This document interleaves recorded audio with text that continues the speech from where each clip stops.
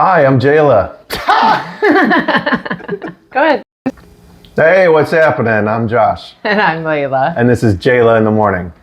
So today we want to talk about the things that come out as criticisms from our spouses.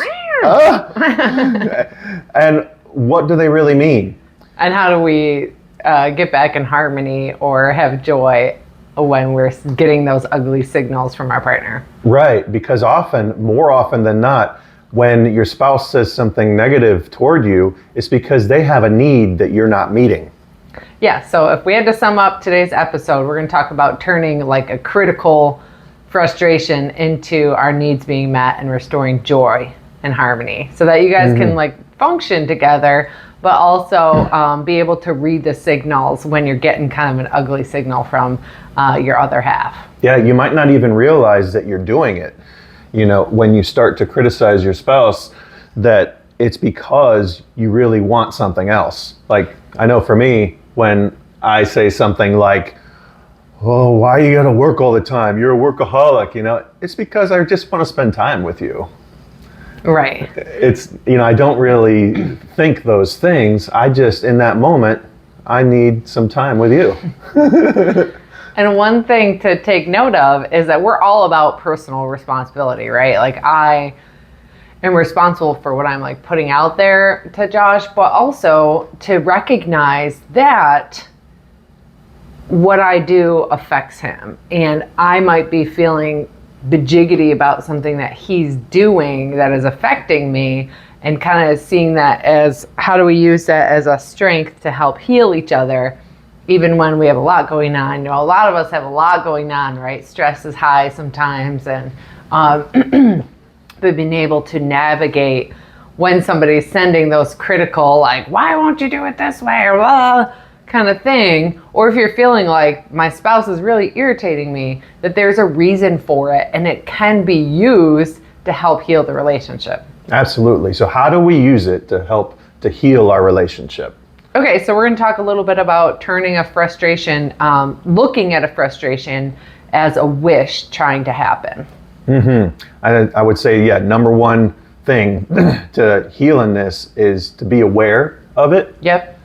And then to communicate about it is number two.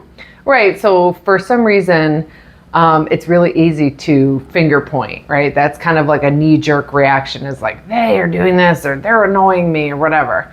But if the other person that's like annoying me, when I get that signal, then to choose being curious instead of being critical. So for the way that looks for me is I have to stop what I'm doing and say, hey, babe, what's on your heart? What's going on? Because usually it's connected and it's a few levels deep, instead of just saying, oh, they're mad that I left dishes in the sink or something. There's usually something a lot deeper that will only come out when I get curious about what's going on in his heart and in his mind. I agree, because it's the question that invites me to look at myself and really give you an honest answer about what's going on with me. Right. Instead of just trying to shut you up or calm you down, I can get curious and be like, hey, what's really going on? Like, what's happening with you right now? What's on your heart? Too often what happens when we start to use those,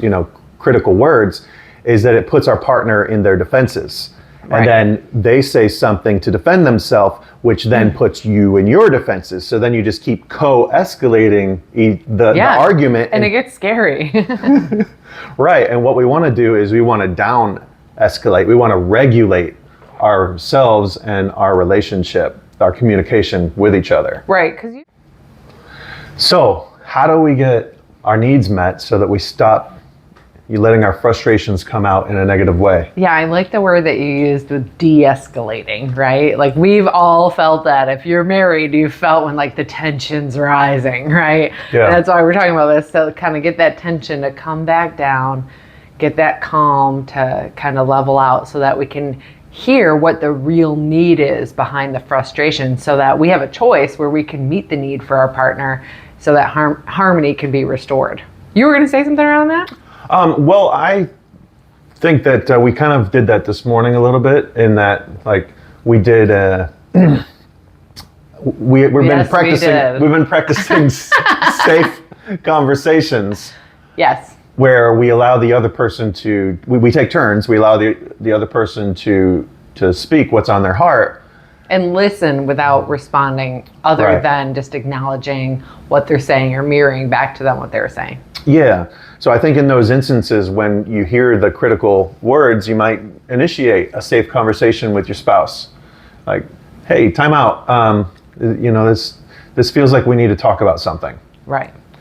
And then give them a chance. Even though we were the one, like I was the one with the frustration, when I can hear what's going on, then I can think, oh, I could meet his need.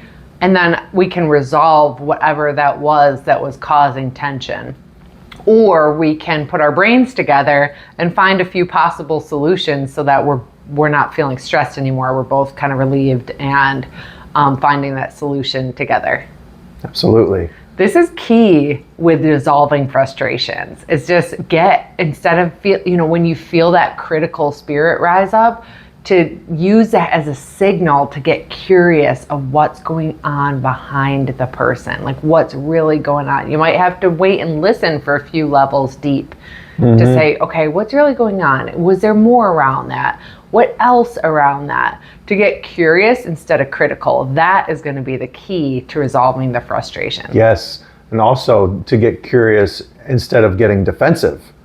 So it's on both sides. Somebody gets defensive. Yeah, we both do. Let's be honest. When he gets defensive, I get defensive. Right. Interesting. So one of the things we want to do is build our following to 50 followers or more so that we can go live on YouTube and get this message to more healing couples. And so we want to encourage you to share the video, follow our journey along Layla in the morning, and comment, whatever you want to do to participate and continue to be a part of this journey with us together. Right. And when you notice those frustrations rising up, whether it's from you or from your spouse, That's right.